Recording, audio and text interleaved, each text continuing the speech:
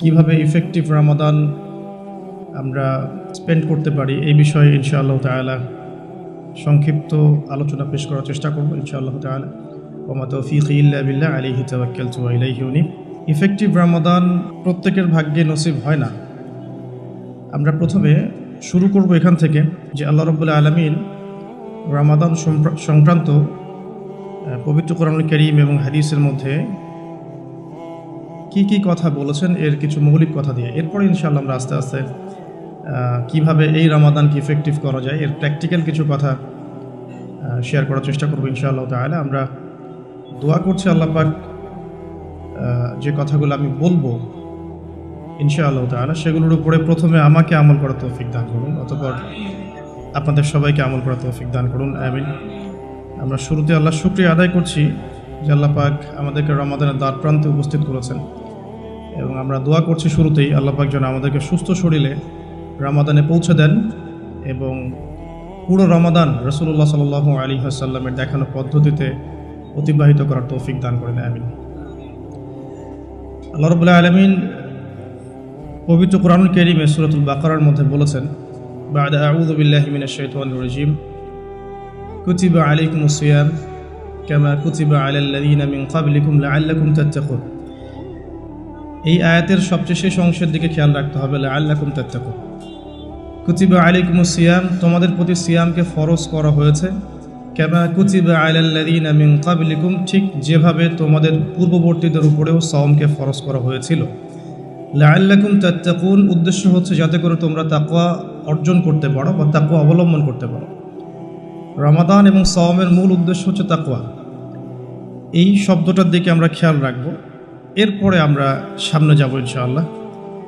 আল্লাহ রাব্বুল আলামিন রাসূলুল্লাহ সাল্লাল্লাহু আলাইহি ওয়াসাল্লামকে দীর্ঘ 23 বছরে জাহিলি মক্কাকে একটা সোনালী মক্কায় পরিণত করার মিশনে পাঠিয়েছিলেন। আমরা দেখি যে তিনি প্রথম 13 বছর মক্কায় কাটিয়েছেন, পরের 10 বছর মদিনায়। এই 23 বছরের মধ্যে আল্লাহ রাব্বুল আলামিন একটা কিতাবের মধ্য দিয়ে পুরো সমাজটাকে পরিবর্তন করেছেন। এই কিতাবটাও রমাদান মাসেই নাজিল হয়েছে। এটাই পরের আয়াতেও বলা আছে, শাহরু রমাদান আল্লাযী উনজিলা ফীহিল কুরআন। নাজিল হয়েছে রমাদান মাসে লাইলাতুল কদরে। এটা রমাদান মাসের মাহাত্ম্য। নাজিল হওয়ার সাথে সাথেই কিন্তু রমাদানের সাওম ফরজ করা হয়নি। রমাদানের সাওম ফরজ করা হয়েছে দ্বিতীয় হিজরিতে। একটু লক্ষ্য করলে দেখব আমরা দ্বিতীয় হিজরিতে 3টা বড় বড় ঘটনা ঘটেছে, 3টা পরিবর্তন। আমি এখান থেকে শুরু করছি আলোচনা আগে, যে আমরা দ্বিতীয় হিজরির দিকে গেলে দেখব সেখানে 3টা বড় বড় পরিবর্তন এসেছে ইসলামের ইতিহাসে। 23 বছর সময় নবী সাল্লাল্লাহু আলাইহি ওয়াসাল্লামকে দেয়া হয়েছে ইসলাম প্রতিষ্ঠার জন্যে। 13 বছর মক্কায়, 10 বছর মদিনায়। কোরআনুল কারীমের মধ্য দিয়েই সমাজ পরিবর্তন হয়েছে। আর এই কোরআনুল কারীম রমাদান মাসে নাজিল হয়েছে লাইলাতুল কদরে। আল্লাহ পাক সেটাই বলছেন, এটাই সেই মাস যেই মাসে রমাদান, যেই মাসে কোরআন নাজিল করা হয়েছে। রমাদান মাসের সবচেয়ে বড় মাহাত্ম্য হচ্ছে কোরআন নাজিল হওয়া। যখন কোরআন নাজিল হয়েছে তখন কিন্তু রমাদানের সাওম ফরজ করা হয়নি। দ্বিতীয় হিজরিতে গিয়ে হিজরত করার পরে 3টা ঘটনা ঘটেছে স্পেশাল। প্রথম কয়েক মাস আমরা বাইতুল মাকদাসের দিকে মুখ করে সালাত পড়তাম, বা বাইতুল মাকদিস যে যেভাবেই বলুক না কেন, প্রথম কয়েক মাস আমরা সেদিকে মুখ করে সালাত পড়তাম। সেখানে মুসলিমরা ছিল, আনসার মুহাজির সাহাবীরা ছিলেন, ইহুদিরাও ছিল।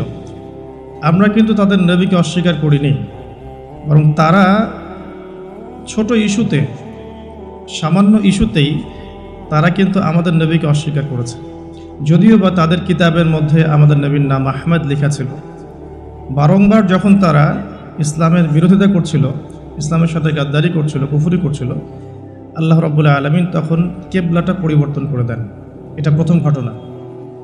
কেবলা পরিবর্তন, একই সাথে রমাদানের সাওম ফরজ করা এবং একই বছর বদরের যুদ্ধ হওয়া, এই 3টা ঘটনা ঘটেছে ব্যাক টু ব্যাক। এখানে রমাদান কি দিয়েছে আমাদেরকে? রমাদান মুসলিমদেরকে শক্তি দিয়েছে। আসলে কিসের মাধ্যমে? ওই লাআল্লাকুম তাত্তাকুনের মাধ্যমে।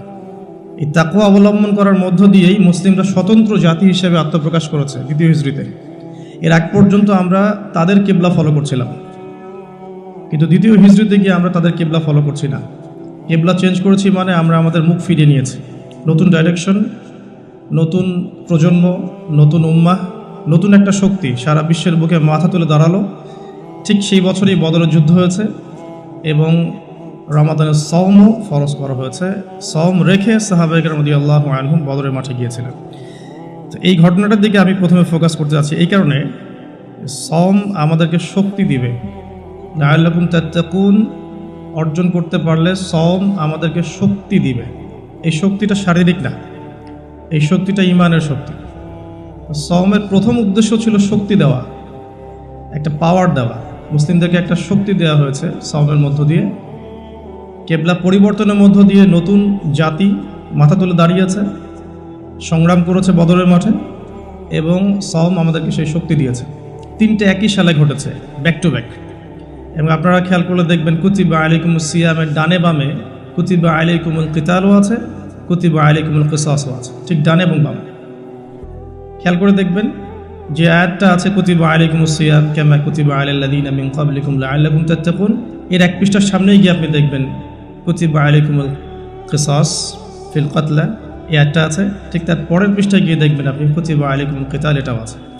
তিনটা ঘটনা ব্যাক টু ব্যাক একই সালে ঘটা এবং তিনটা আয়াত ব্যাক টু ব্যাক পরের পৃষ্ঠায় থাকা, এগুলো কিন্তু মানে অ্যাক্সিডেন্টলি হয়নি। আসলে প্রত্যেকটার পিছনে একটা হারমোনিয়াস কানেকশন আছে। যাই হোক, আমরা অত ডেপথে যাব না আজকের সেশনে, যেহেতু আজকের সেশনটা আমাদের ইফেক্টিভ রমাদান এই টপিকের উপরে, আমরা ওই টপিকেই থাকবো ইনশাল্লাহ। তো আমি মূল টপিকে যাওয়ার আগে আপনাদেরকে রমাদান সংক্রান্ত কিছু হাদিস শোনাচ্ছি, যেটা রাসূলুল্লাহ সাল্লাল্লাহু আলাইহি ওয়াসাল্লাম আমাদেরকে জানিয়েছেন। এখান থেকে আমরা যাব সামনে প্র্যাকটিক্যালি কীভাবে আমরা এগুলোর উপর আমল করতে পারি। প্রথম যে হাদিসটা আমি আপনাদের জন্য নোট করেছি সেটা হচ্ছে মুসনাদ আহমেদের হাদিস নাম্বার ৯৭১৪। এখানে আবু হুরায়রা রাদিয়াল্লাহু আনহু থেকে বর্ণিত আছে, রাসূলুল্লাহ সাল্লাল্লাহু আলাইহি ওয়াসাল্লাম ইরশাদ করেছেন যে প্রত্যেক মানুষের আমলের প্রতিদান 10 গুণ পর্যন্ত বৃদ্ধি করা হয়। প্রত্যেকটা মানুষের, মুসলিম মুমিনের আমলের প্রতিদান 10 গুণ পর্যন্ত বৃদ্ধি করা হয়, কিন্তু সওম ব্যতীত, সওম বা রোজা ব্যতীত। আল্লাহ রাব্বুল আলামিন এই ব্যাপারে বলেছেন যে ইল্লা সওম, সওম ছাড়া, ফাইন্নাহু লি ওয়া আনা আজজি বিহি, সওম আমার জন্যে আর আমি নিজে আল্লাহ স্বয়ং তার প্রতিদান দিব। এখানে কোনো 10 গুণ, 27 গুণ, 70 গুণ কোনো নাম্বার বা ফিগার এখানে আল্লাহর জন্য প্রযোজ্য নয়। অসীম নেকি আল্লাহ পাক দিবেন সওমের মধ্য দিয়ে, এটা আমরা মাথায় রাখি। দ্বিতীয় একটা হাদিস আমি কোট করেছি, যেটা আমি আগেও বলেছিলাম একটা মাহফিলে, যে রাসূলুল্লাহ সাল্লাল্লাহু আলাইহি ওয়াসাল্লাম 3টা সিঁড়িতে উঠে 3বার আমিন বলেছিলেন। তা প্রথম সিঁড়িতে তিনি বলেছেন সেই ব্যক্তির জন্য ধ্বংস যে ব্যক্তি রমাদান মাস পেয়েছে কিন্তু রমাদান মাসকে পেয়েও তার গুনাহ মাফ করাতে পারে নাই, তিনি বলেছেন আমিন। দ্বিতীয় সিঁড়িতে তিনি বলেছিলেন সেই ব্যক্তির জন্য ধ্বংস যে ব্যক্তি বৃদ্ধ পিতামাতাকে পেয়েছে কিন্তু পিতামাতার খেদমত করে জান্নাত লাভ করতে পারেনি, তার জন্য ধ্বংস। তৃতীয় সিঁড়িতে তিনি বলেছিলেন সেই ব্যক্তির জন্য ধ্বংস যে ব্যক্তির সামনে নবী সাল্লাল্লাহু আলাইহি ওয়াসাল্লামের নাম উচ্চারিত হয়েছে কিন্তু নাম শুনেও সে দরুদ পাঠ করেনি, সাল্লাল্লাহু আলাইহি ওয়াসাল্লাম এই কথাটা বলে নাই। একটা হাদিস আমি কোট করেছি আপনাদের জন্য, মুসনাদ বাজ্জারের হাদিস নাম্বার 1039। আল্লাহ রাব্বুল আলামিন নিজের উপর অবধারিত করেছেন, এভাবে হাদিসটা এসেছে যে আবু মুসা আশআরী রাদিয়াল্লাহু আনহু থেকে বর্ণিত, রাসূলুল্লাহ সাল্লাল্লাহু আলাইহি ওয়াসাল্লাম বলেছেন আল্লাহ পাক নিজের উপর অবধারিত করে নিয়েছেন যে যে ব্যক্তি আল্লাহর সন্তুষ্টির জন্য গরমের সময় সওম রাখবে, গ্রীষ্মকালে সওম রাখবে, পিপাসার্ত থাকবে, আল্লাহ রাব্বুল আলামিন কিয়ামতের দিন, তৃষ্ণার দিন তাকে পানি পান করাবেন ইনশাআল্লাহ। এরপর একটা হাদিস আছে যেটা হচ্ছে জান্নাতের দরজার ওয়াদা। রাসূলুল্লাহ সাল্লাল্লাহু আলাইহি ওয়াসাল্লাম ইরশাদ করেছেন জান্নাতে একটা স্পেশাল দরজা আছে যার নাম রাইয়ান। কিয়ামতের দিন শুধুমাত্র এই দরজা দিয়ে রোজাদারদেরকেই প্রবেশ করানো হবে। যখন তারা প্রবেশ করবে এই দরজা বন্ধ করে দেওয়া হবে, তাদের পরবর্তীতে এই দরজা দিয়ে কেউ প্রবেশ করতে পারবে না। হাদিসটা সহিহ বুখারীর মধ্যে এসেছে, মুসলিমে এসেছে 1152 নম্বর হাদিস। আরও কিছু হাদিস আমরা পড়ে সামনে যাচ্ছি। নবী করিম সাল্লাল্লাহু আলাইহি ওয়াসাল্লাম ইরশাদ করেছেন যে সওম এবং কোরআন, আমি আবারও বলছি, রমাদান মাসে কোরআন নাজিল হয়েছে। আর এই হাদিসেও এসেছে সওম এবং কোরআন কিয়ামতের দিন বান্দার পক্ষে সুপারিশ করবে। সওম বলবে, ইয়া রব, হে আমার রব, আমি তাকে খাবার এবং যৌন প্রবৃত্তি থেকে বিরত রেখেছিলাম, অতএব তার ব্যাপারে আমার সুপারিশ কবুল করুন। কোরআন বলবে, হে আল্লাহ, আমি তাকে রাতের বেলা ঘুম থেকে বিরত রেখেছি, সে রাত জেগে আমাকে তেলাওয়াত করেছে, মানে কিয়ামুল লাইল এবং তাহাজ্জুদ এবং তারাবির সালাতে তেলাওয়াত করেছে। হে আল্লাহ, আপনি তার পক্ষে আমার সুপারিশ কবুল করুন। রাসূলুল্লাহ সাল্লাল্লাহু আলাইহি ওয়াসাল্লাম বলছেন তাদের উভয়ের সুপারিশই কবুল করা হবে ইনশাআল্লাহ তাআলা। হাদিসটা মুস্তাদরাক হাকিমে এসেছে 2080 নম্বর হাদিস। আরেকটা বিখ্যাত হাদিস যেটা আপনারা সবাই জানেন, যে মান সামা রমাদান ঈমানান ওয়া ইহতিসাবান গুফিরা লাহু মা তাকদ্দামা মিন যামবিহি, যে ব্যক্তি ঈমানের সাথে সওয়াবের আশায় রমাদান মাসের সবগুলো সওম রাখবে, ঈমানের সাথে সওয়াবের আশায় রমাদান মাসের সবগুলো সওম রাখবে, রাসূল সাল্লাল্লাহু আলাইহি ওয়াসাল্লাম বলেছেন গুফিরা লাহু মা তাকদ্দামা মিন যামবিহি, তার পূর্বের জীবনের সমস্ত গুনাহ আল্লাহ পাক মাফ করে দেবেন ইনশাআল্লাহ। অন্য হাদিসে এসেছে যে ব্যক্তি রমাদান মাসের সওম রাখবে দিনের বেলা এবং রাতের বেলা কিয়ামুল লাইল করবে বা তারাবির নামাজ পড়বে বা তাহাজ্জুদ আদায় করবে, গুফিরা লাহু মা তাকদ্দামা মিন যামবিহি, তার পূর্বের সমস্ত গুনাহ আল্লাহ পাক মাফ করে দেবেন। রোজাদারের আনন্দের মুহূর্ত সম্পর্কে হাদিসে এসেছে যে আবু হুরায়রা রাদিয়াল্লাহু আনহু থেকে বর্ণিত আছে, নবী করিম সাল্লাল্লাহু আলাইহি ওয়াসাল্লাম বলেছেন যে রোজাদারের জন্য দুটা আনন্দের মুহূর্ত আছে যখন সে আনন্দিত হবে। তার প্রথমটা হচ্ছে যখন সে ইফতার করে এবং দ্বিতীয়টা হচ্ছে যখন সে তার রবের সাথে সাক্ষাৎ করবে, মিলিত হবে। এই দুটো সময়ে আল্লাহ রাব্বুল আলামিন তাকে আনন্দিত করে দিবেন ইনশাআল্লাহ তাআলা। অন্য বর্ণনা এসেছে যে যখন সে আল্লাহর সাথে মিলিত হবে বা আল্লাহর সাথে সাক্ষাৎ করবে কিয়ামতের দিন, আল্লাহ পাক তাকে এত পুরস্কার দিবেন যাতে সে আনন্দিত হয়ে যাবে ইনশাআল্লাহ আযজা ওয়া জাল্লা। হাদিসটা বুখারীতে এসেছে 1904 নম্বর হাদিসে। আরেকটা হাদিস কোট করেছি আমি, সেটা হচ্ছে হযরত আব্দুল্লাহ বিন আমর রাদিয়াল্লাহু আনহু থেকে বর্ণিত আছে, রাসূলুল্লাহ সাল্লাল্লাহু আলাইহি ওয়াসাল্লাম ইরশাদ করেছেন যে ইফতার করার সময় যখন সায়েম ব্যক্তি ইফতার করবে, ইফতার করার সময় সে যেন দোয়া করে, ইফতার করার সময় সে যেন দোয়া করে, কারণ তখনকার দোয়া ফেরত দেয়া হয় না, অর্থাৎ দোয়া কবুল হবে রোজাদারের ইনশাআল্লাহ আযজা ওয়া জাল্লা। আর এই হাদিসটা আমি এবারই প্রথম পেয়েছি, আগে আমি এই টপিক নিয়ে কথা বলার সময় হাদিসটা কোট করিনি কখনো। আমার কাছে মনে হলো যে হাদিসটা শেয়ার করা দরকার।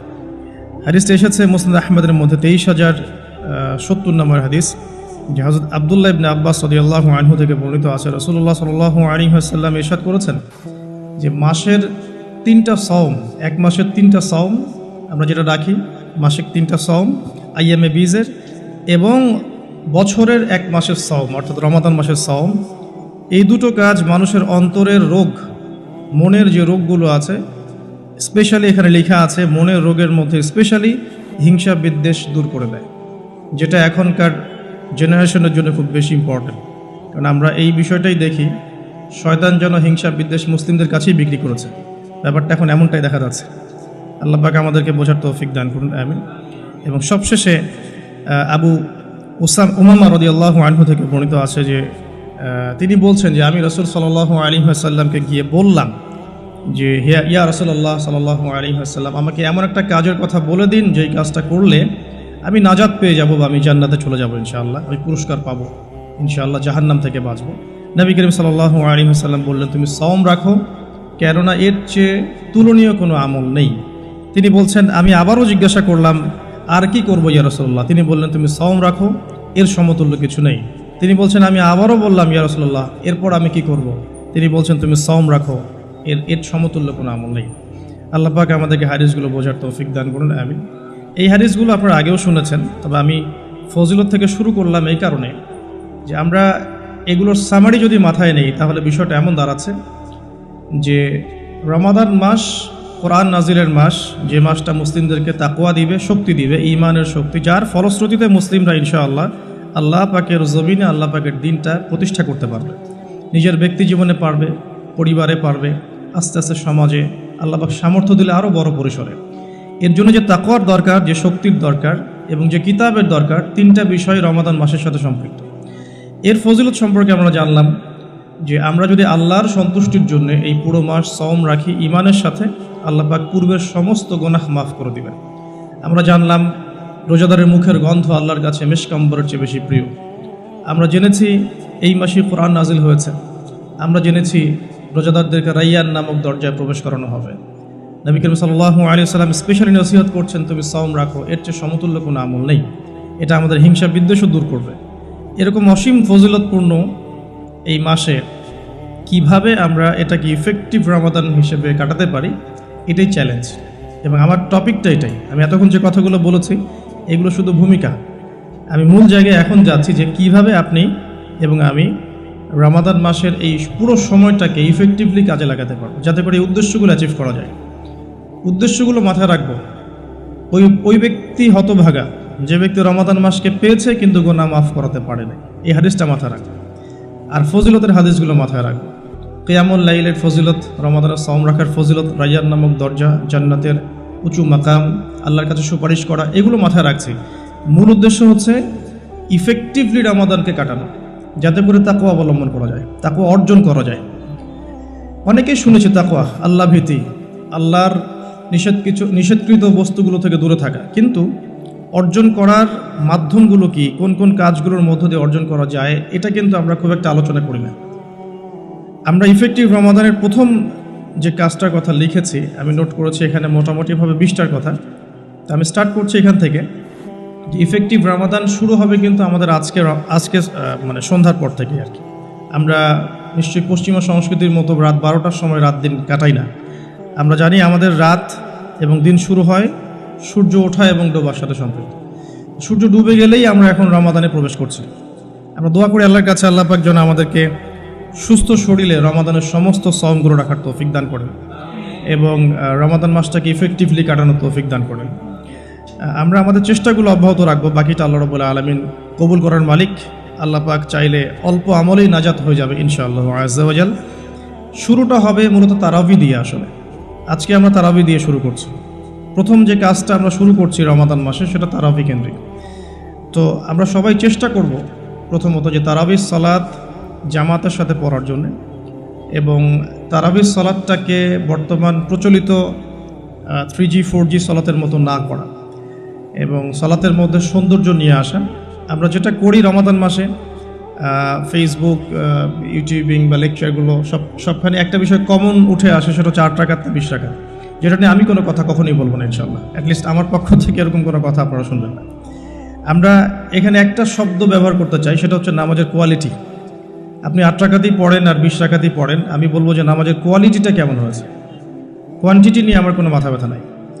নবী করিম সাল্লাল্লাহু আলাইহি ওয়াসাল্লামের যে 8 রাকাতের হাদিসটা আনা হয়েছে, 8 রাকাত বা 11 রাকাতের হাদিসটা সহিহ বুখারী থেকে আয়েশা রাদিয়াল্লাহু আনহার উদ্ধৃতি দিয়ে, সেই নামাজের সৌন্দর্য সম্পর্কেও কিন্তু কথা এসেছে। আয়েশা রাদিয়াল্লাহু আনহা বলেছেন, তুমি আমাকে সেই নামাজের সৌন্দর্য সম্পর্কে জিজ্ঞেস করো না। হাদিসের কথাটা কিন্তু এমন ছিল, তুমি আমাকে, রাবিকে আয়েশা রাদিয়াল্লাহু আনহা বলছেন, তুমি আমাকে এই নামাজের সৌন্দর্য সম্পর্কে জিজ্ঞেস করো না। তিনি কিয়াম করলেন, প্রথম রাকাতেই 1 পারা 2 পারা 2.5 পারা কোরআন পড়ে ফেললেন এবং রুকু করলেন। রুকুতে ততক্ষণ থাকলেন যতক্ষণ তিনি কিয়ামে ছিলেন। রুকু থেকে উঠে ততক্ষণ দাঁড়িয়ে থাকলেন যতক্ষণ রুকুতে ছিলেন।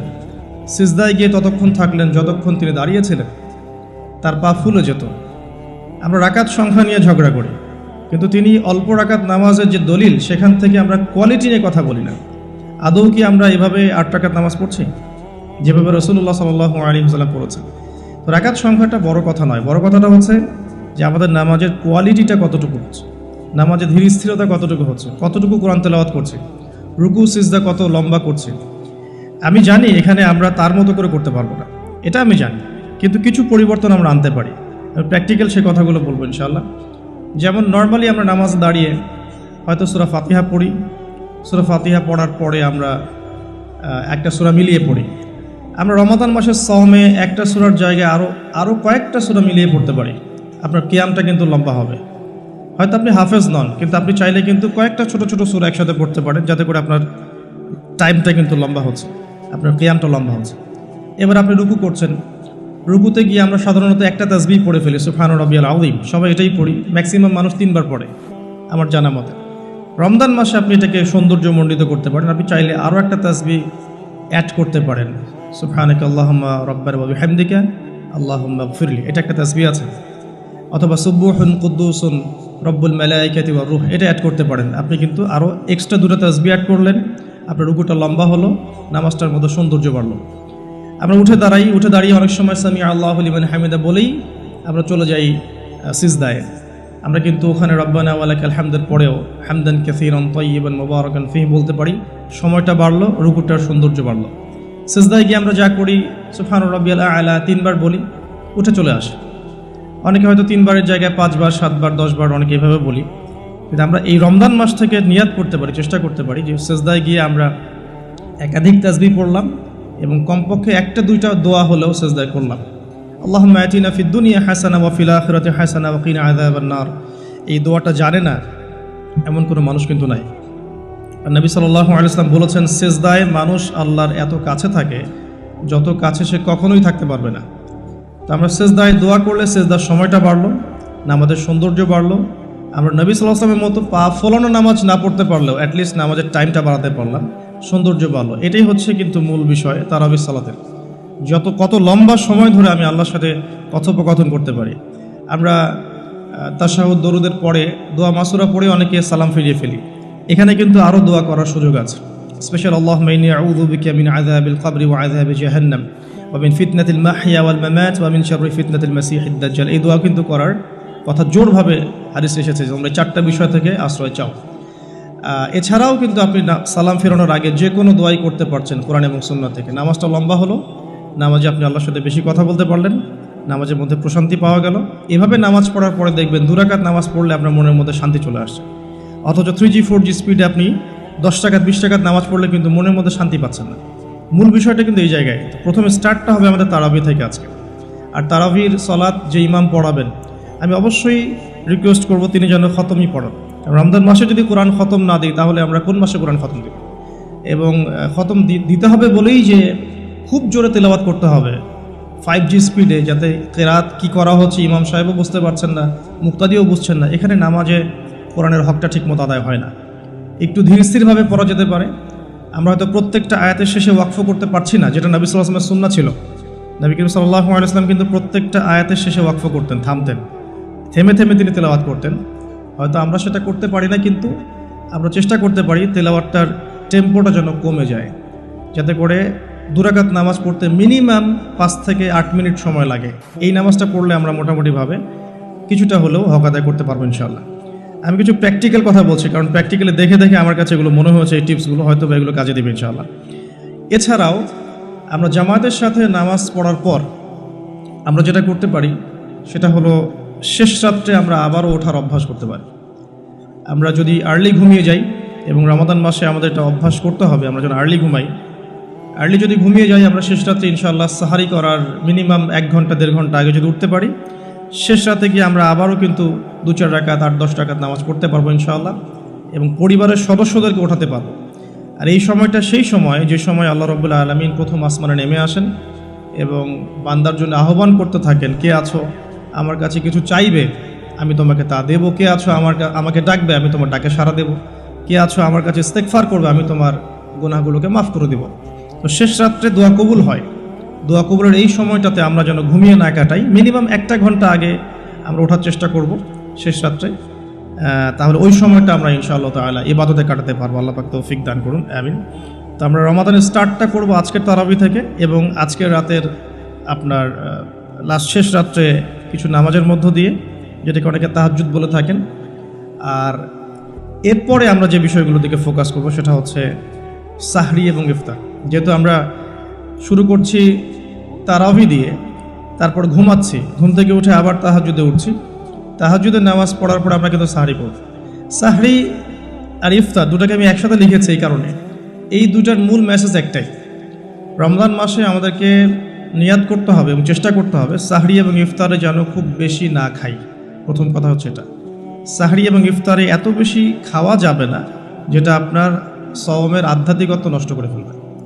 সওমের যে রুহানিয়াত বা আধ্যাত্মিকত্ব আছে, এটা বেশি খেলে নষ্ট হয়ে যাবে, বেশি ঘুমালে নষ্ট হয়ে যাবে, বেশি কথা বললে নষ্ট হয়ে যাবে, আড্ডা পিটালে গল্প করলে, অনলাইনের সময় অপচয় করলে বা অন্যান্য মুভিজগুলো দেখলে আপনার রমাদানের নূর কিন্তু নষ্ট হয়ে যাবে। বেশি খাওয়ার অভ্যাসটা ত্যাগ করতে হবে রমাদান মাস থেকেই।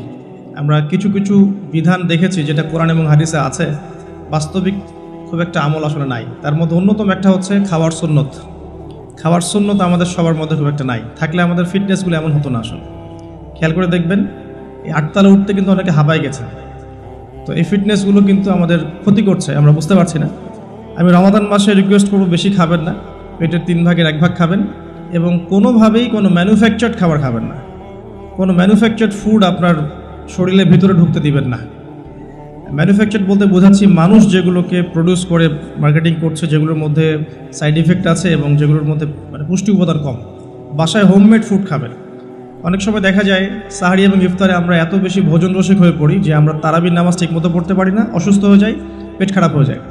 এই জন্য বাসার নর্মাল কমন খাবারগুলো খাবেন এবং এই সিজনে বেশি বেশি মানে জুসি জিনিসগুলো খাওয়ার চেষ্টা করতে হবে স্পেশালি, তাহলে আমরা ফিজিক্যালি ফিট থাকবো ইনশাআল্লাহ। আর শরীর সুস্থ রাখতে হবে এই কারণে যাতে করে আমরা আল্লাহর ইবাদত বেশি বেশি করতে পারি। তো আল্লাহ পাক আমাদের সবাইকে খাবার নিয়ন্ত্রণ করার তৌফিক দান করুন। আর যে ব্যক্তি খাবারকে নিয়ন্ত্রণ করতে পারে না সে কিন্তু প্রবৃত্তিকে নিয়ন্ত্রণ করতে পারবে না। একজনের সামনে অনেকগুলো খাবার এনে দেন, তার খাওয়ার স্টাইলটা দেখে আপনি গেস করতে পারবেন তার ভিতরে প্রবৃত্তি নিয়ন্ত্রণের ক্ষমতা কতটুকু। তার খাবারের স্টাইলটা দেখবেন কীভাবে সে খাচ্ছে, সে কি গোগ্রাসে খাচ্ছে নাকি রিল্যাক্সে খাচ্ছে, খাবার দেখে কি তার মধ্যে মানে লোলুপতা প্রকাশ পাচ্ছে, তাহলে বুঝবেন সে ব্যক্তি প্রবৃত্তিকে নিয়ন্ত্রণ করতে পারবে না। এই বিষয়টা খেয়াল রাখবেন। আমরা খাবার যত বেশি প্রডিউস করব তত বেশি আমাদের মা বোনদেরকে রান্না করে থাকতে হবে। এতে করে তাদেরও রোজার যে মাহাত্ম্য এবং রোজার যে রুহানিয়াত তারাও হারাবে, সময়ের অপচয় হবে, তাদের প্রতি ওয়ান কাইন্ড অফ জুলুম করা হবে। যদি 2-3টা আইটেমে আমার খাবার হয়ে যায়, 10টা আইটেম করার কোনো প্রয়োজন নাই। সো ম্যানুফ্যাকচার্ড খাবার আমরা বাদ দিব, ম্যানুফ্যাকচার্ড ড্রিঙ্কস বাদ দিব এবং হোমমেড খাবারগুলো থেকে অভ্যস্ত হবে ইনশাআল্লাহ। আল্লাহ পাক তৌফিক দান করুন, আমিন। এবং রমাদান মাসে আমরা যেগুলো করার নিয়াত করছি এগুলোকে সারা বছর কিন্তু ধরে রাখতে হবে আর কি। আল্লাহ রাব্বুল আলামিন আমাদেরকে তৌফিক এনায়েত করুন, আমিন। তো তারাবি, তাহাজ্জুদ এবং খাবারের পরে ইফতারের কথাটা একটু অ্যাড করে দিই যে ইফতারে এত বেশি খাবেন না যাতে করে তারাবির নামাজটা আপনি পড়তে না পারেন। ইফতারে নবী সাল্লাল্লাহু আলাইহি ওয়াসাল্লাম যে খাবারগুলো খেতেন সেই সুন্নাহ সম্মত খাবারগুলো খাওয়ার চেষ্টা করবেন ইনশাআল্লাহ। আল্লাহ পাক তৌফিক দান করুন।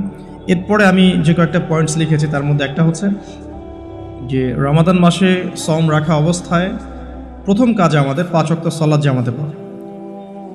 সারা বছর কি করেছি তো এই রমাদান মাস থেকে নিয়াত করতে হবে যে 5 ওয়াক্ত সালাত যেন জামাত না ছুটে যায়। এটা যারা লোকাল তাদের জন্য খুব প্রযোজ্য, যারা মুসাফির তাদের হয়তো ছুটতে পারে। যদি ছুটেও যায় একা একা পড়ে ফেলতে হবে। যদি সম্ভব হয় বাসায় জামাত করা যেতে পারে যদি ছুটে যায়।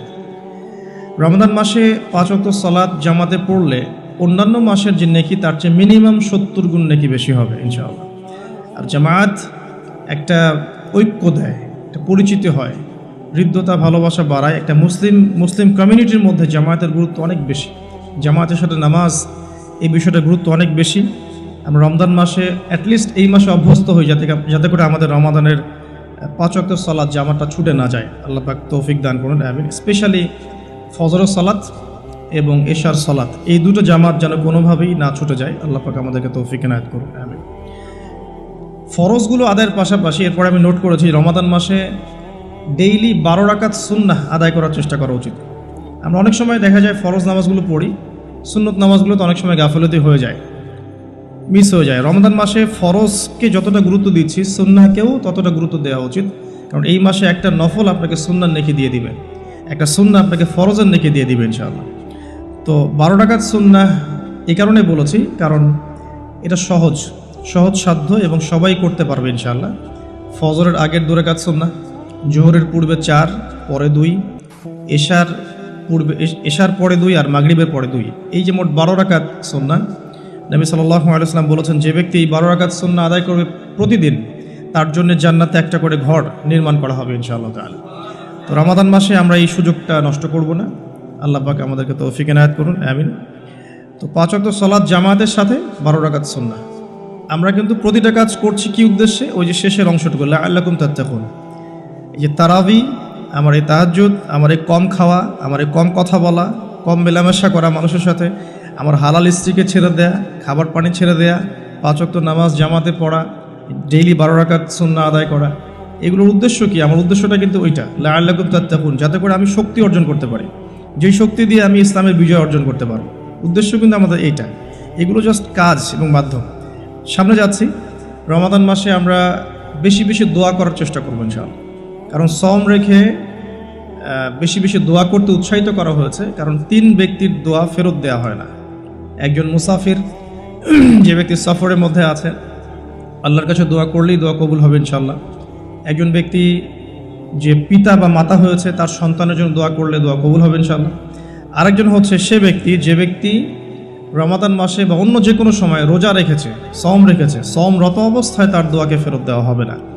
স্পেশালি সে যদি ইফতার করতে থাকে, সেই সময়ের দোয়াকে তার ফেরত দেওয়া হবে না ইনশাআল্লাহ।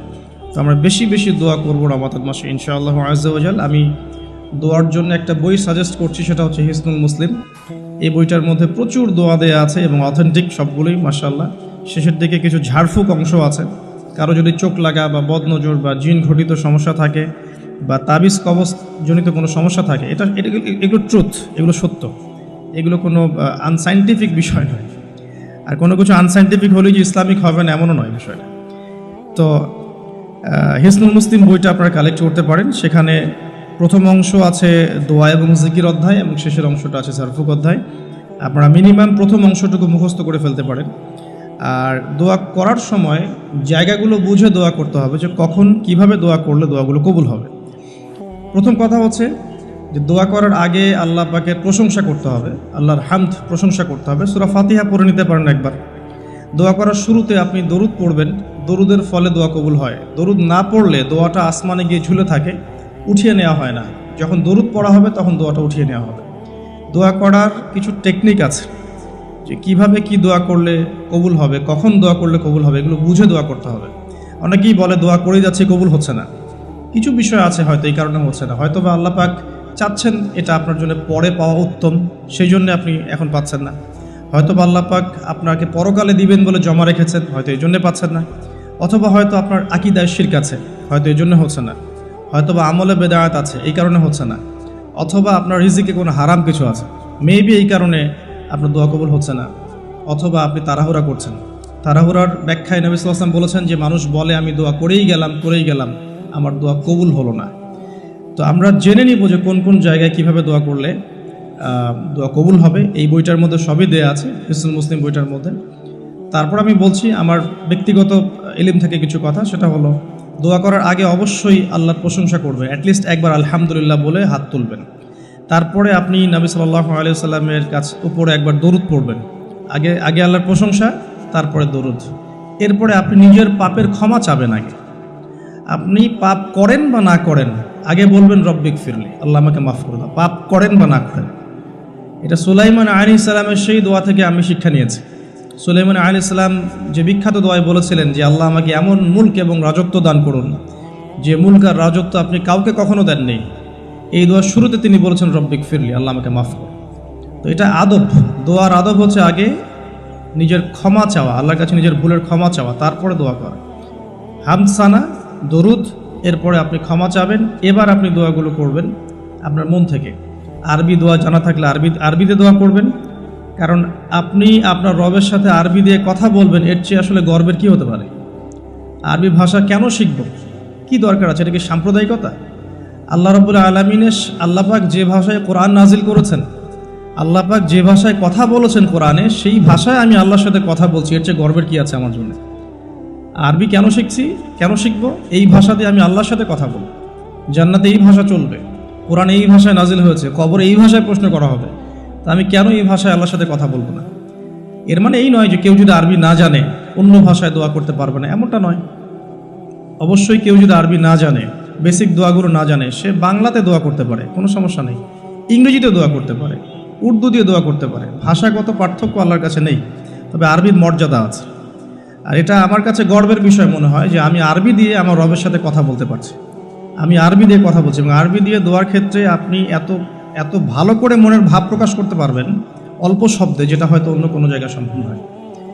এরপরেও আমি বলবো যে মাতৃভাষায় মানুষের মনের ভাব প্রকাশের ক্ষেত্রে সহজতা আছে। যদি কেউ আরবি না জানেন সেক্ষেত্রে মাতৃভাষাতেই বেশি বেশি দোয়া করবেন, চলতে ফিরতে দোয়া করবেন। নির্দিষ্ট সময়েই দোয়া করতে হবে এমন নয়, রোজা রেখে সারাটা দিন যখনই আপনার মন চাচ্ছে, মনের মধ্যে একটা কিছু চাহিদা আসছে, আপনি দোয়া করে ফেলবেন। নবী সাল্লাল্লাহু আলাইহি ওয়াসাল্লাম বলেছেন, যদি তোমাদের কারো জুতার ফিতাও ছিঁড়ে যায়, সে যেন সেই ফিতাটাও আল্লাহর কাছে চেয়ে নেয়। প্রতিটা বিষয় আল্লাহর সাথে শেয়ার করতে হবে। আল্লাহ, আমার চাকরির দরকার, আমার রিজিকের সমস্যা, আমার পারিবারিক সমস্যা, আমার ব্যবসার সমস্যা, আমার ইলম অর্জন করতে চাই, আল্লাহ আমাকে ইলম দান করো। আল্লাহ, আমি শারীরিকভাবে অসুস্থ। বিভিন্ন রকম সমস্যা আমরা জর্জরিত আছি। প্রত্যেক মানুষের কোনো না কোনো সমস্যা আছে। সমস্যা থাক বা না থাক, দোয়া করতেই থাকতে হবে। যে ব্যক্তি সুখের সময় বেশি বেশি দোয়া করে, আল্লাহ পাক দুঃখের সময় তার দোয়া বেশি কবুল করেন, এমনটা হাদিস এসেছে। যে ব্যক্তি সুখের সময় ভালো আছে, এখন আমার ফিজিক্যাল আমি ফিট, এখন আমি আল্লাহ পাকের অসীম নিয়ামতের মধ্যে আছি, বাড়ি গাড়ি টাকা করি, আত্মীয় স্বজন, স্ত্রী সন্তান সবই আছে, আমার কোনো কিছুর অভাব নাই। এরকম সুখের সময় যে ব্যক্তি বেশি বেশি দোয়া করবে, ইস্তেগফার করবে, ক্ষমা চাবে, আল্লাহ পাক দুঃখের সময় সেই বান্দার পাশে থাকবেন ইনশাআল্লাহ। আর সবচেয়ে বড় দুঃখের দিন তো কিয়ামতের দিন, আল্লাহ পাক সেদিন ইনশাআল্লাহ আমাদের সাথে থাকবেন ইনশাআল্লাহ তাআলা। দোয়ার আগে এই আদবগুলো মেনটেন করবেন। বাংলা ভাষায় দোয়া করেন যদি আরবি না জানেন। আর আরবি জানার দিকে আমি বেশি জোর দিচ্ছি, আরবি জানলে বেশি ভালো হয়। হিসনুল মুসলিম বইটা সাজেস্ট করলাম, এবং দোয়া করার কিছু টাইম আমি বলছি যে এই সময়গুলো আপনি বেশি বেশি দোয়া করতে পারেন। রোজা রেখে সারাদিন দোয়া করতে পারেন যে কোনো সময়, স্পেশালি নামাজের সেজদায় একটা সেজদাও যেন বাদ না যায় যেখানে আপনি কোনো দোয়া করেন নাই। অ্যাটলিস্ট আপনি কিন্তু সেজদায় তাসবিহ পড়েই বলতে পারেন, আল্লাহুম্মা আতিনা ফিদ দুনিয়া হাসানা ওয়া ফিল আখিরাতি হাসানা ওয়া কিনা আযাবান নার, আল্লাহুম্মা আইন্নি আলা যিকরিকা ওয়া শুকরিকা ওয়া হুসনি ইবাদাতিক। যে কোনো দোয়া, আল্লাহুম্মা আনতাস সালাম ওয়া মিনকাস সালাম ফাহাইয়িনা রাব্বিনা বিস সালাম, আল্লাহুম্মা ইন্নী আসআলুকাল হুদা ওয়াত তুকা ওয়াল আফাফা ওয়াল গিনা। কত দোয়া আছে। রব্বি হাবলি মিনাস সালিহিন, আল্লাহুম্মা রব্বানা আতিনা ফিদ দুনিয়া হাসানা ওয়া ফিল আখিরাতি হাসানা ওয়া কিনা আযাবান নার, রব্বিরহামহুমা কামা রাব্বায়ানি সগীরা, রব্বানা আতিনা মিন লাদুনকা রাহমা ওয়া হাইয়্যি লানা মিন আমরিনা রাশাদা। প্রচুর দোয়া আছে, দোয়ার উপরে সেশন করা যাবে। আপনি সেজদায় বেশি বেশি দোয়া করেন, মিনিমাম 1টা 2টা 3টা করে দোয়া করার চেষ্টা করেন। যদি আরবি না জানেন, আপনি নফল নামাজে, সুন্নত নামাজে বাংলাতেও দোয়া করলে ইনশাআল্লাহ কবুল হবে। আল্লাহ পাক সমস্ত ভাষায় বোঝেন ইনশাআল্লাহ তাআলা। সেজদায় দোয়া করেন বেশি বেশি। আমি সাজেস্ট করবো যে রমজান মাসে আপনি 2 আজানের মাঝখানে দোয়া করবেন।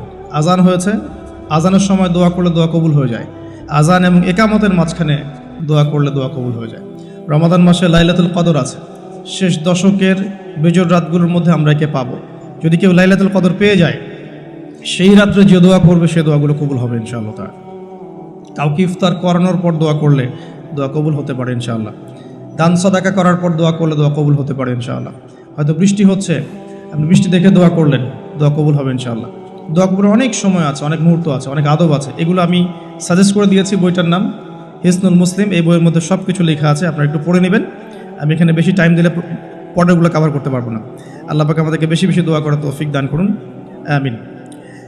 আর এরপরে রমাদান মাসে সওম রেখে আমরা বেশি বেশি জিকির করতে চেষ্টা করব।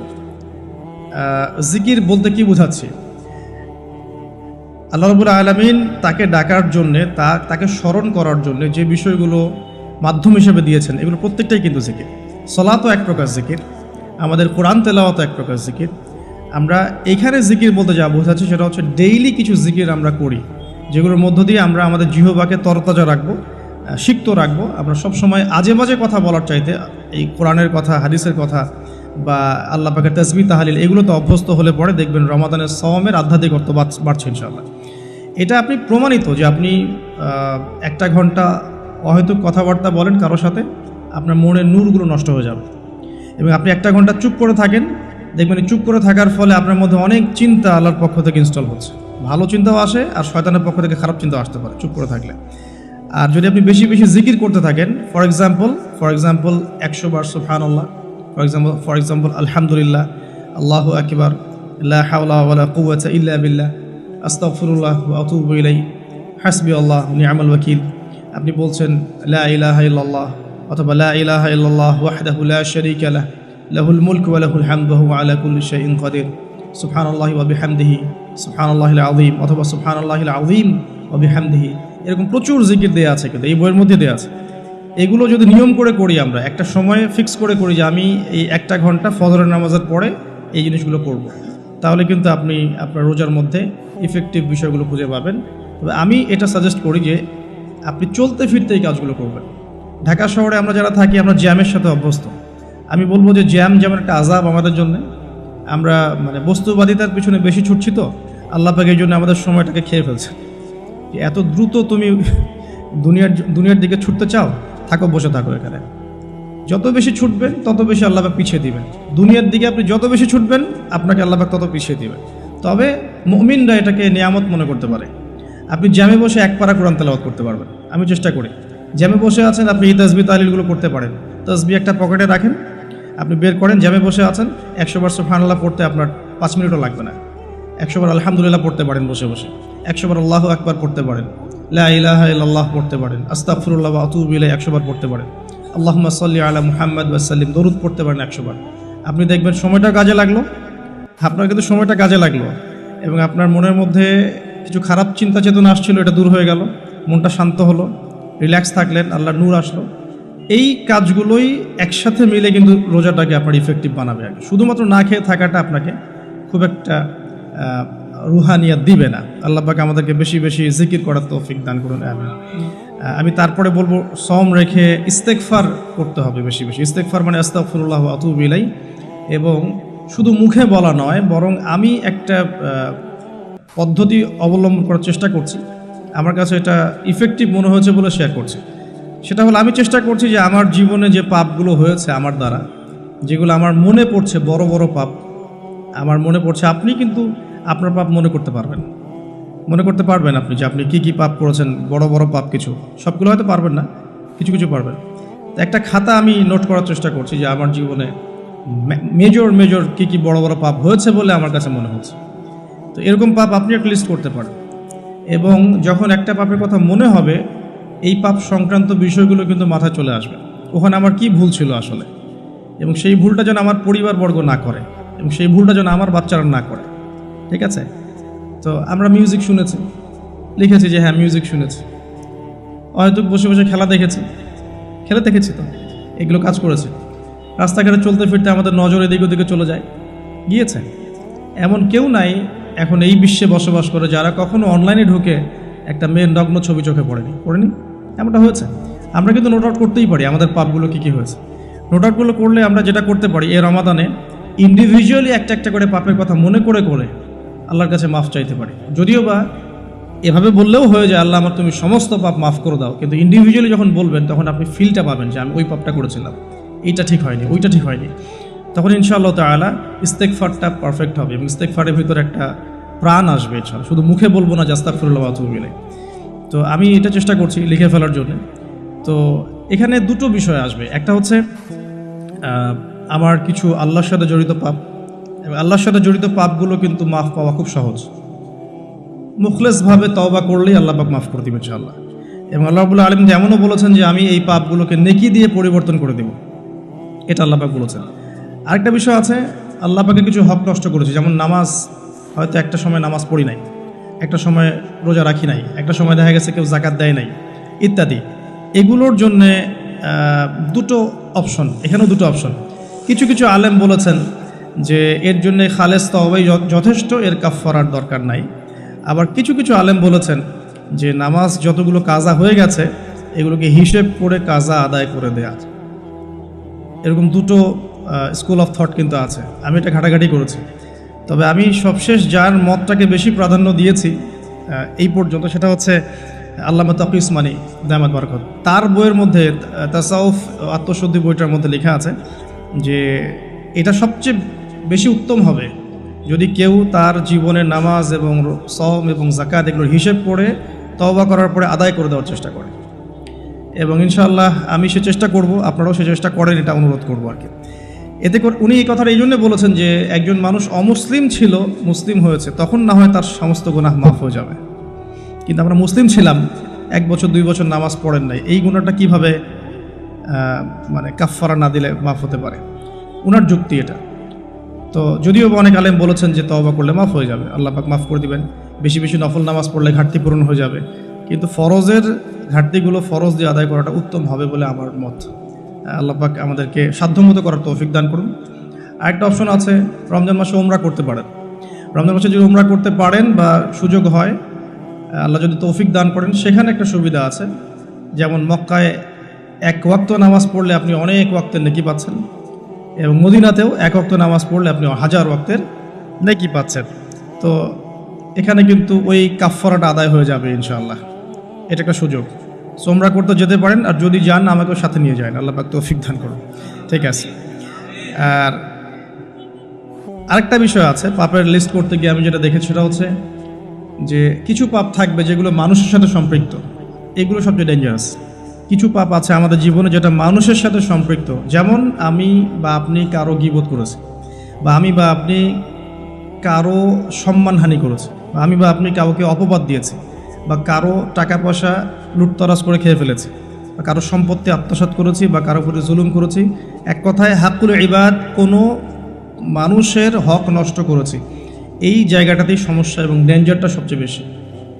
এটাই সবচেয়ে বড় ভয়ের কারণ পরকালে জাহান্নামে যাওয়ার, আমার কাছে মনে হয়। কারণ যতগুলো পাপ আল্লাহর সাথে সম্পৃক্ত, আল্লাহ পাক এক কথাতেই মাফ করতে পারেন, কোনো সমস্যা নেই ইনশাআল্লাহ। কিন্তু মানুষের হকটা কিভাবে আদায় হবে?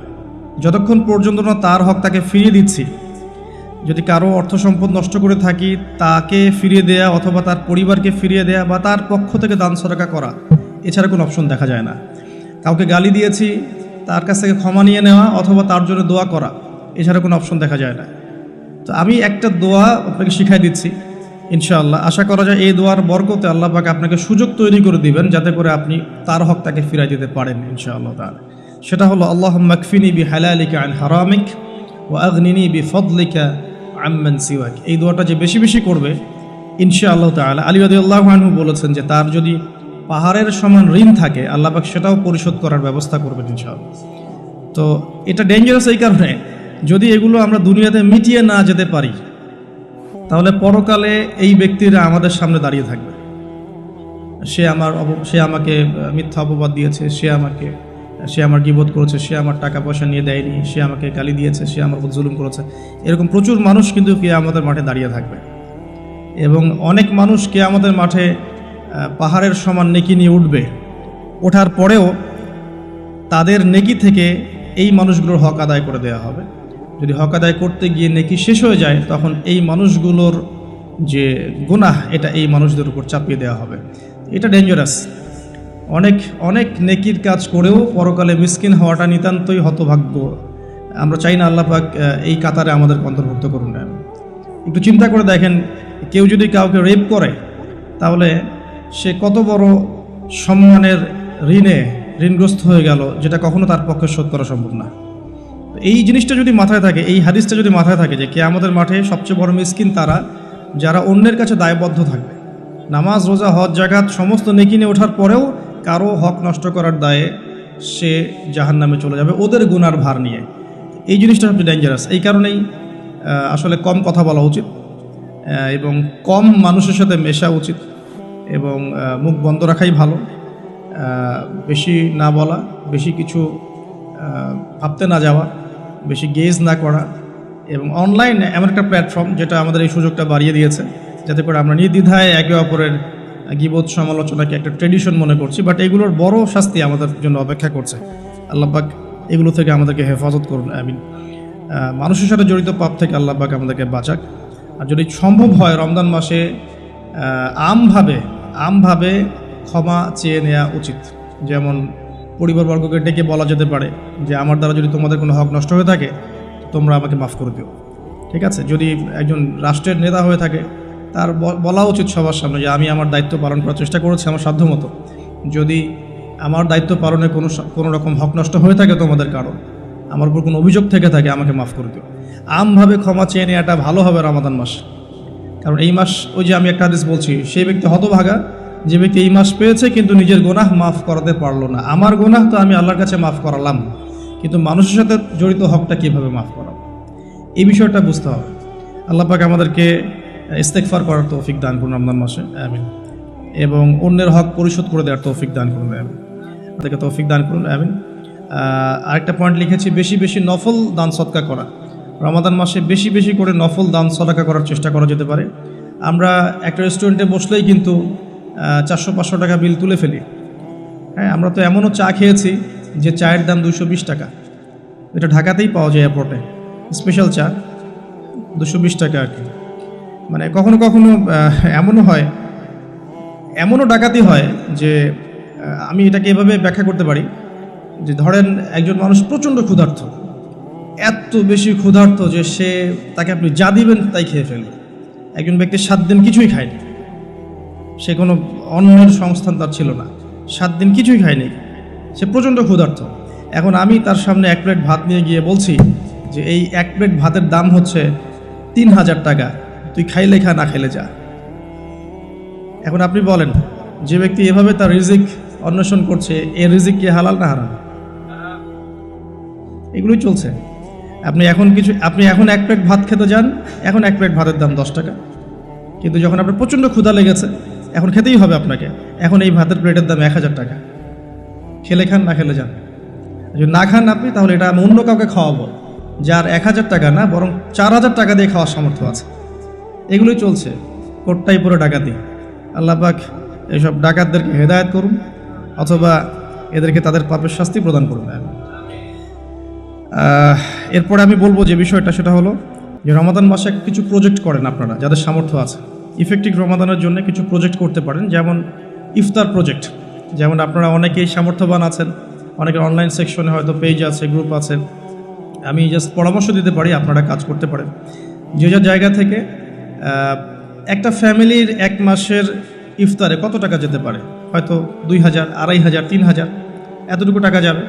আমরা কিন্তু চেষ্টা করলেই পারি যে এই রমাদানে আমি 100টা পরিবারের দায়িত্ব নিব।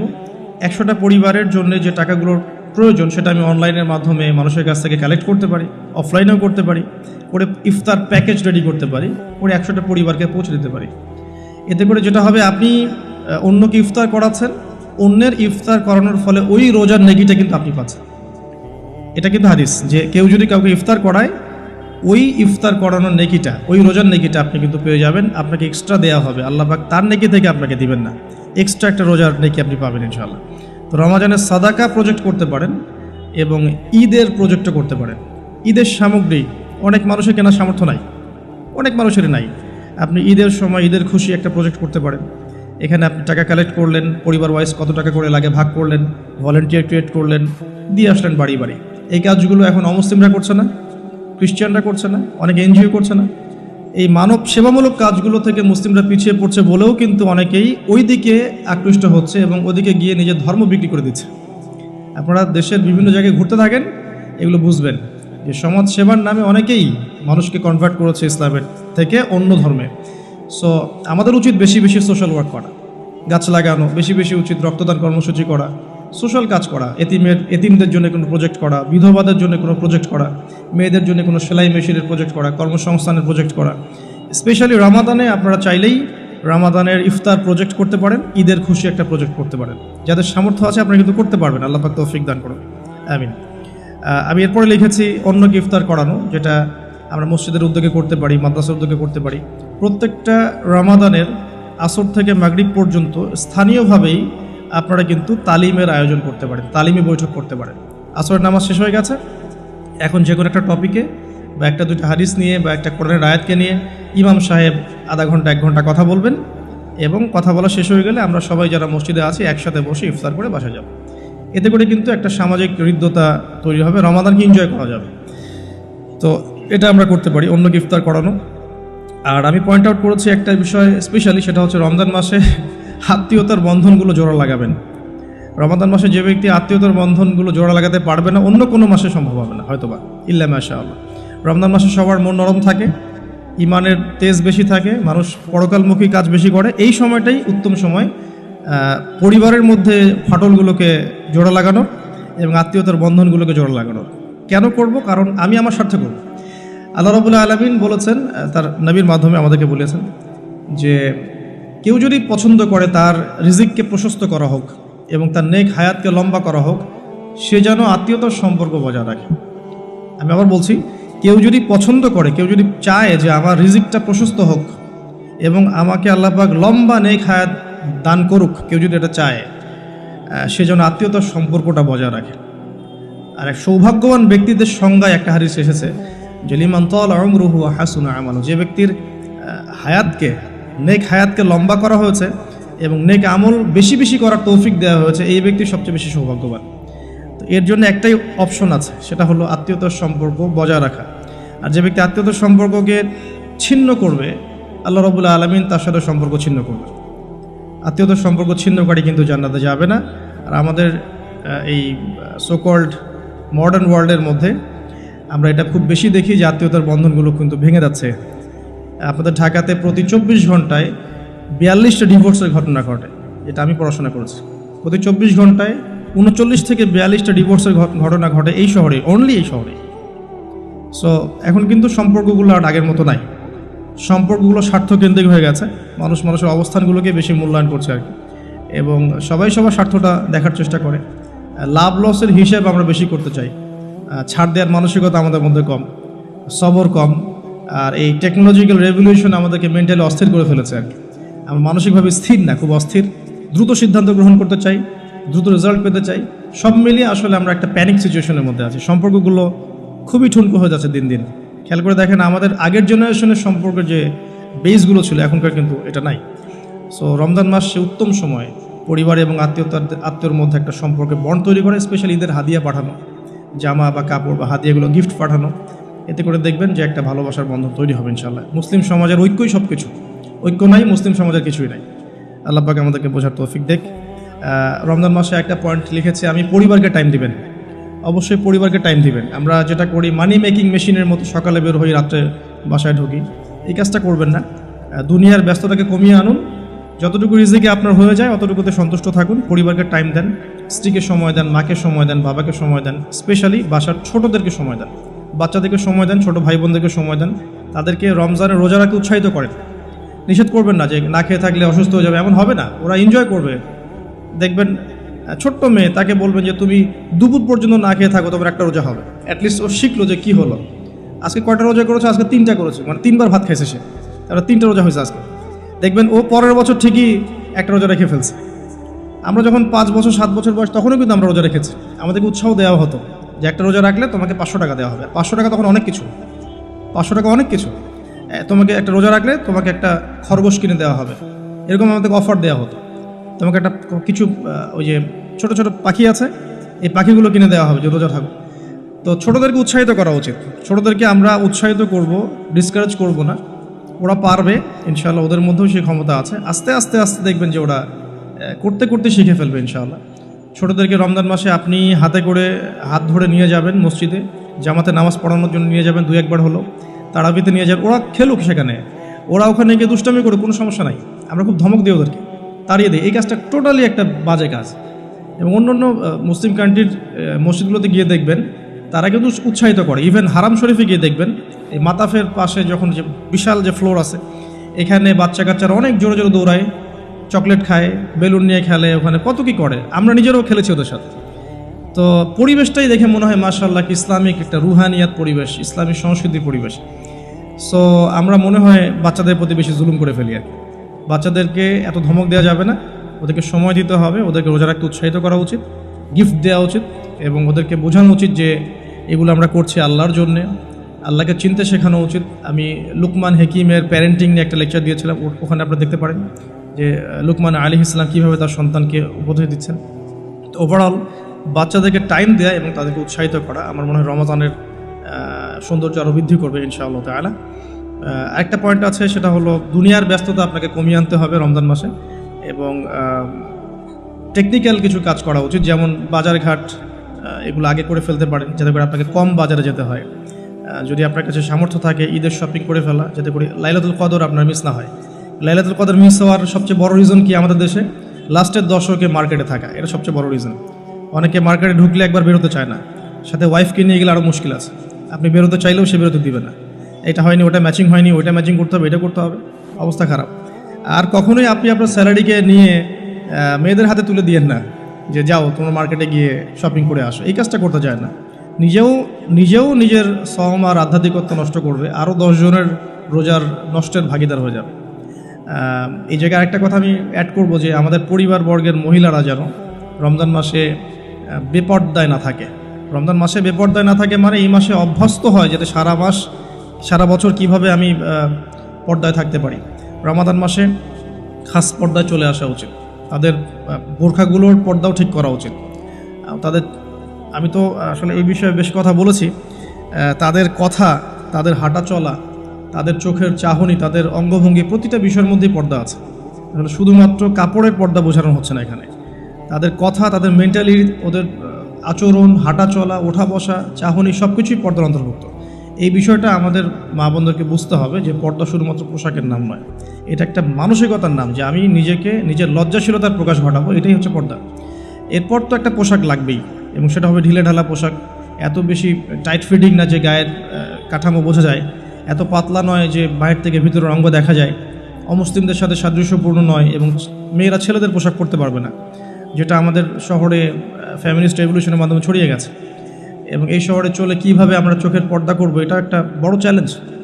এবং এমন কেউ নাই যার ঘরে আসলে বাবা নাই, ভাই নাই, স্বামী নাই, থাকার পরেও যখন মেয়েরা বের হচ্ছে, তো বুঝতে হবে যে ব্যর্থতা আসলে আমাদের মধ্যেও আছে। তো আমরা রমজান মাসে আমাদের মা বোনদেরকে কন্ট্রোল করি, পর্দা শিখাই, এবং এটা ডিফিকাল্ট, কারণ মেয়েদেরকে কন্ট্রোল করা ডিফিকাল্ট। আপনি বেশি চাপ দিতে যায় না, তাহলে ভেঙে যাবে, আবার ছেড়ে দিলেও কিন্তু ওই অবস্থা থেকে যাবে। তো উত্তম নসিহতের মধ্য দিয়ে তাদেরকে দিনী পরিবেশের মধ্যে নিয়ে এসে দিনের কথাগুলো বোঝানো, বলা এবং পর্দা দিকে উৎসাহিত করা, স্পেশালি ওদেরকে বেশি বেশি মার্কেটে শপিং করতে না পাঠানো, এবং আপনার পুরো মাসের স্যালারিগুলোকে নিয়ে এসে একবারে হাতে গুঁজে দিয়ে রমজান মাসে যদি বলেন যে শপিং করে আসো, রোজার আধ্যাত্মিকতা থাকবে না। আল্লাহ পাক বোঝার তৌফিক দান করুন, আমিন। দুনিয়ার ব্যস্ততা কমিয়ে আনুন এবং পরকালীন কাজ বেশি বেশি করুন রমজান মাসে। আর দুটো কাজ আমি বলবো, একটা হচ্ছে ডেইলি সুন্নাহ। আমাদের প্রত্যেকটা দিন কিছু ডেইলি সুন্নাহ আছে, এই সুন্নাহগুলোতে অভ্যস্ত হওয়ার সবচেয়ে সেরা সময় হচ্ছে রমজান মাস। আমরা নর্মালি অনেক সময় ঘুমিয়ে পড়ি, রমজান মাসে ঘুমের আগে একটু সুন্নাহগুলো আমল করে ঘুমাই। নর্মালি বাথরুমে যাই, রমজান মাসে চেষ্টা করি যে বাথরুমে যাওয়ার আগে পরের দোয়াগুলো শিখে ফেলি। নর্মালি আমরা খাওয়ার আগে আমরা পরে আমরা দোয়াগুলো শিখি। প্রতিটা কাজের কিন্তু দোয়া আছে, প্রতিটা কাজের সুন্নাহ পদ্ধতি আছে, এবং এই সুন্নাহগুলো শেখার জন্যে বাংলাদেশের প্রেক্ষাপটে সবচেয়ে বেস্ট প্ল্যাটফর্ম হচ্ছে তাবলিগ জামাত প্ল্যাটফর্ম। এটা আমার মত, আমার সাথে অনেকে দ্বিমত করতে পারেন, আমি দ্বিমতকারীদের ব্যাপারে মোটেও চিন্তিত নই, এবং আমি সমালোচনা জবাব দেওয়ার ক্ষেত্রে খুব কটু নই, শুনতে আমি বেশি পছন্দ করি। কিন্তু আমার মত হচ্ছে তাদের সাথে যদি আপনি থাকেন 3 দিন 5 দিন 7 দিন একটু সময় দিয়ে আসেন, আপনি কিন্তু সুন্নাহগুলো শিখতে পারবেন, কোন কাজের কী সুন্নাহ। তারা খুবই রিস্ট্রিক্টলি এটাকে কিন্তু আপনার শেখায় এবং এটাকে মুখস্থ করিয়ে ফেলে। আমরা স্কুল লাইফে অনেক শিখেছি, কলেজ লাইফে আমরা সময় অনেক শিখেছি, এগুলো শেখানোর জন্য বেস্ট প্ল্যাটফর্ম আমার কাছে মনে হয়। সো এছাড়াও বইপত্র পাওয়া যায়, কিন্তু বইপত্র পড়ে আমরা যতটা শিখতে পারি সহচর্যে গিয়ে আরও বেশি শিখতে পারি। এই জন্য বলছি যে সময় দিতে পারেন 3 দিন, এতে করে আপনি সুন্নাহগুলো শিখতে পারবেন। আর একটা পয়েন্ট বলে আমি শেষ করতে চাই এই জায়গা থেকে, সেটা হলো রমাদান মাসের সবচেয়ে বড় বিষয়, সেটা সবচেয়ে মেজর, সবচেয়ে বড় বিষয়টা হচ্ছে এই মাসে কোরআন নাজিল হয়েছে। সো এই মাস মানেই কোরআন। আপনাকে এই মাসে অন্য বইপত্র পড়াও বন্ধ করে ফেলতে হবে। যদি আপনার এক্সাম থাকে সেটা আলাদা বিষয়, আপনি এক্সাম আছে, আপনি পড়ছেন, পরীক্ষা দিবেন, সেটা আলাদা বিষয়। আর দেখা যায় বেশি এক্সামগুলো এই মাসেই হয়ে যায়, খেলাধুলার সিজন এই মাসে হয়ে যায়।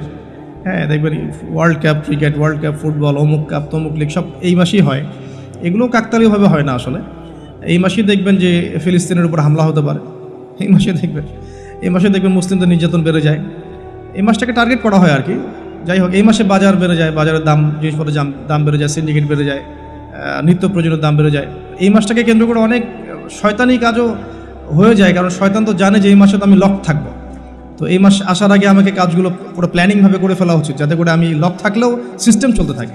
আসলে তাই হয় আর কি, বিষয়টা এমনই থাকে। যাই হোক, রমজান মাস মানেই কোরআন।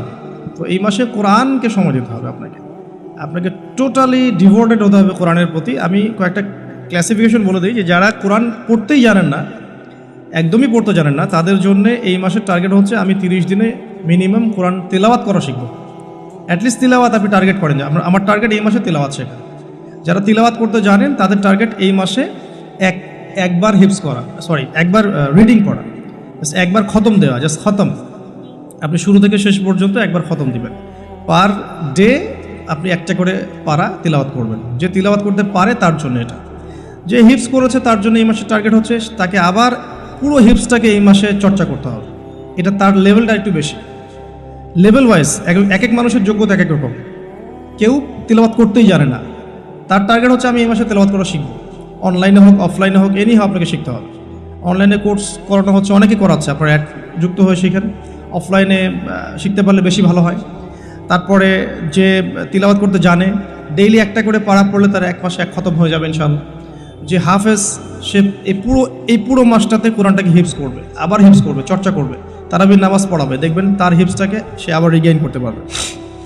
তার চেয়ে উঁচু লেভেলে যারা আছে, যারা একটু আরবি বোঝে, আরবি গ্রামার বোঝে বা কোরআনের তাফসির পড়তে পারে, আলহামদুলিল্লাহ তাদের জন্যে এই মাসের টার্গেট হচ্ছে প্রত্যেক দিন এক পারা করে অর্থসহ পড়বে।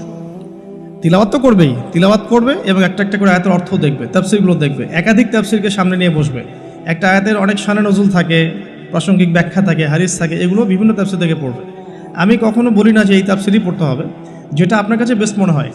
অনেকে জালালাইনকে বেস্ট মনে করেন, অনেকে ইবনে কাসিরকে বেস্ট মনে করেন, কেউ আছেন মারিফুল কোরআনকে ভালো মনে করেন। যার কাছে যেটা বেটার মনে হয় আপনি সেটাই নেন বা একাধিক তাফসির নেন।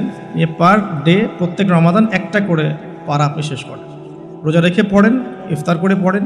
একবারে পড়তে যদি আপনি বোর হয়ে যান তাহলে আপনি ভাগ করে নেন, আমি প্রথম 10 পৃষ্ঠা শেষ করব, তারপরে 10 পৃষ্ঠা শেষ করবো, এভাবে করেন। অ্যাটলিস্ট আপনি পুরো দিনে এক পারা শেষ করেন, ঘুমানোর আগে যেন এক পারা শেষ হয়। আর আল্লাহ পাক তৌফিক দান করুন, আমিন।